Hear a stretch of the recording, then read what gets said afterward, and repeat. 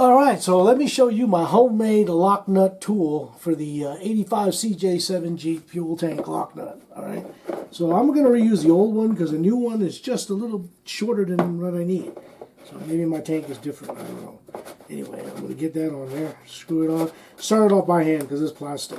Okay, I got it kind of snug, and then there's these slots in the lock nut that I want to line up with this drain line. And I can see this one is off. Let me see, let me mark that. Here it is. It's right here, the drain hole. Okay? Alright, so what I need to do, put my special lock nut tool on there, and I'm going to turn this.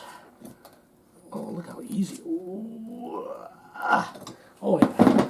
That sucker's on there. Okay? That's it. Special lock nut tool made out of a piece of 1 5/8" unistrut, 2 cone nuts, which are on the inside, or spring nuts, 2 3/8 bolts, because I use 3/8, 2 3/8 washers, and 2 90-degree angles. Now, these angles, the holes are 1/2 inch, but I use 3/8 hardware because that's what I had. Anyway, so you can make this and it'll adjust to any size. Well, if you make this longer, right? So there you go. So you don't have to use anything weird. You can make your own special tool. Take this lock nut off. Isn't that cool? Look at that. It just gets right on there and it'll take that thing right off. All right. Thanks for watching.